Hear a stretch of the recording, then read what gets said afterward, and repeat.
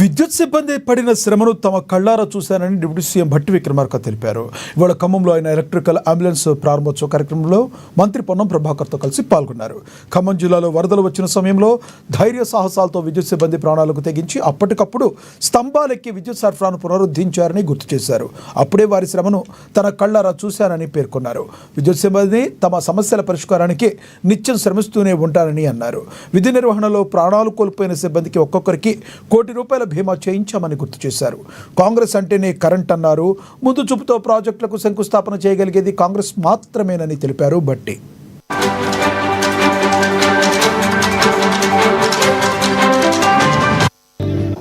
Current పనిని ఆపేస్తే production కూడా అయిపోతుంది.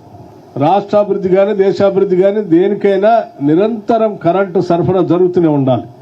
అప్పుడే ప్రొడక్షన్. ఏ ఉత్పత్తి అయినా విద్యుత్ శాఖతోనే ముడిపడి ఉన్నది. వ్యవసాయ రంగం కావచ్చు, పరిశ్రమ రంగం కావచ్చు, ఇన్ఫ్రాస్ట్రక్చర్ కావచ్చు, లేకపోతే ఇంకే రంగమైనా ఉత్పత్తి రంగాల అన్నిటికీ కూడా అత్యంత అవసరమైనటువంటి విద్యుత్ శక్తికి సంబంధించి నిరంతర సరఫరా జరగటం అనేది అతి ముఖ్యమైనటువంటి అంశం. దానికి సంబంధించి ప్రజాప్రభుత్వం మన ఇందిరమ్మ ప్రభుత్వం వచ్చిన తర్వాత ఎటువంటి ఆటంకాలు లేకుండా నిరంతరం కరెంటును సరఫరా జరిగేటువంటి కార్యక్రమాన్ని చేపట్టాం.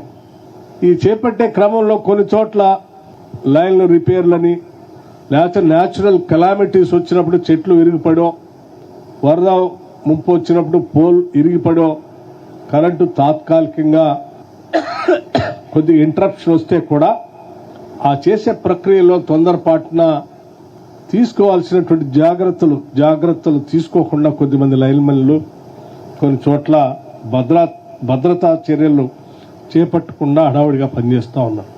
సరే, మీ పని పైన మీకున్న నమ్మకంతో మీ నైపుణ్యాన్ని మీ దృష్టిలో పెట్టుకుని ఏం కాదులే అని చేస్తూ ఉన్నారు. కానీ శాఖను చూస్తున్నటువంటి ప్రభుత్వం సంబంధించిన మంత్రిగా ఈ ప్రభుత్వం ద్వారా కూడా మీ అందరికీ నేను సూచన చేయదలుచుకున్నాను. మీరు కింది స్థాయి లైన్మెన్ నుంచి ఏ స్థాయి వరకైనా విద్యుత్ శాఖలో పనిచేసేటువంటి ప్రతి వ్యక్తి ప్రకటించిన ప్రోటోకాల్స్ ప్రకారం భద్రతా చర్యలు తీసుకోవాల్సిందే. ఆ ప్రోటోకాల్స్ మీరు పాటిస్తే